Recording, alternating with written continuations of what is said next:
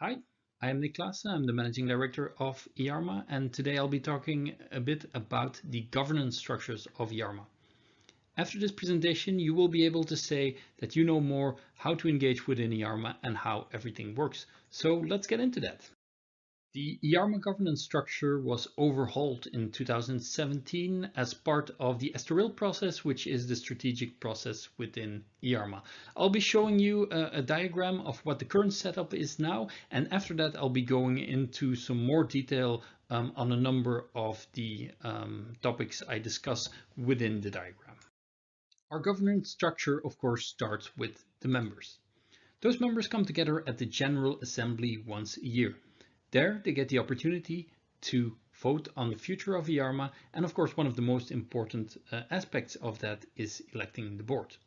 The board is there to make sure that the association is the best association it can be, and it is supported in that goal by the standing committees.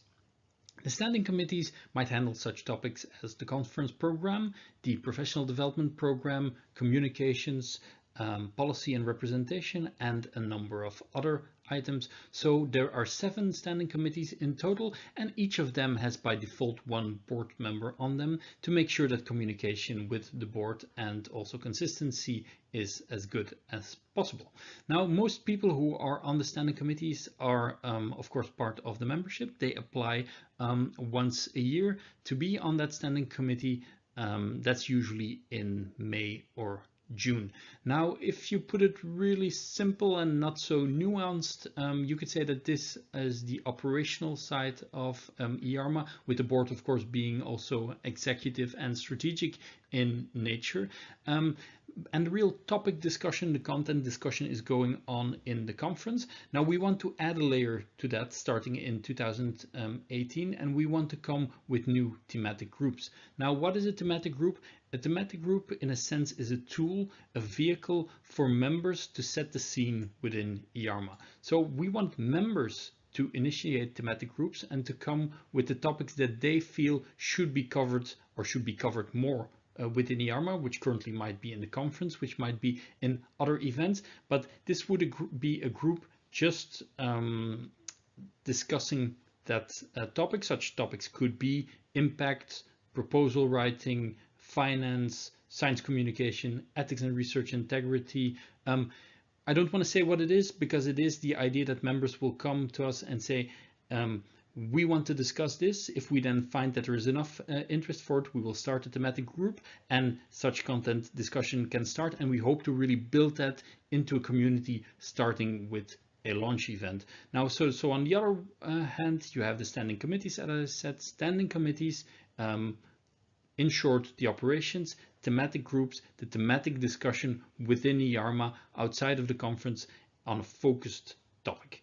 So this is the main setup as we currently have it. After this slide, I'll be going into some more detail on some of these items discussed.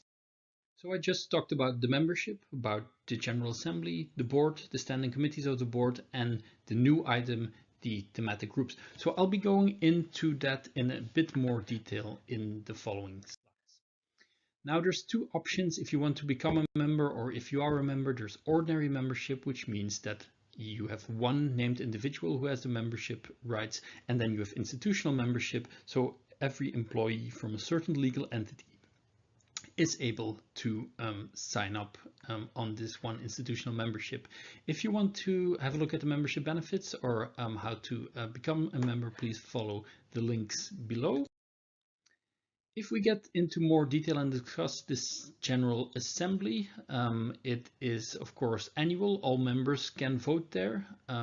The agenda will be sent out 2 weeks in advance, 2 months in advance, and the actual papers for the General Assembly will be sent out 2 weeks in advance. If you are putting yourself up for election or you want to apply for anything else which is at the General Assembly, you need to make sure that you look for a call in the first quarter of the next year to make sure it is included in the board papers.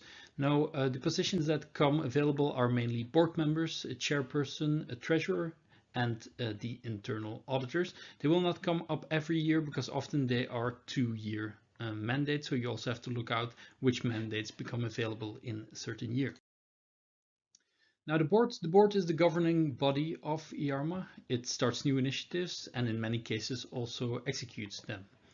The board oversees the activities of the EARMA office, which is myself and Emma, and a board member is on each of the standing committees.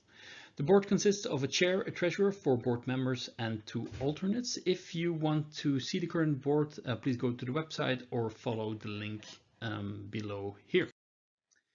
Now the standing committees of the board, these are the different parts within EARMA, as I've said, the conference program, the professional development program, communications, and so on. So they make recommendations to the board and implement initiatives. A committee member must apply to a yearly call, and they mainly consist of 5 to 8 members. So there's 7 standing committees, and the link on this slide shows you which those committees are and who is currently on them. The new item are the thematic groups, and I explained it just to you also in the diagram. The thematic groups are said to be communities within EARMA around the topic within the RMA, so research management and administration field. They are created bottom up on a request of a grouping of members, and of course they need to have a proposal of a topic. So what we really want is, if you want to talk about something, if you want to network and discuss around a certain topic, make it known, and then we go and have a look. And of course it is interesting if you yourself are willing to take the lead, but we go and have a look at who can take the lead there, and if there's enough interest to set up a thematic group. Thematic groups are inclusive and open to all members, and events might also be, depending on the character of the group, open to non-members. So they are led by a core group and supported logistically by the EARMA office. The key thing there is exchange of best practices and information coupled with relevance to the group members. So it is really the idea there that the group is an ongoing community, a discussion on a certain topic, such as, for example, impact, research ethics and integrity, finance, and many more. But as said, it is up to you what many more means. If you have any remaining questions about all of this, feel free to email earma@earma.org. And it's nice to end with a picture of the beautiful location of the conference in Malta. I hope I've been able to let you explore a bit more about what EARMA is and how it's set up. I hope to see you also at the next occasion. Have a nice day.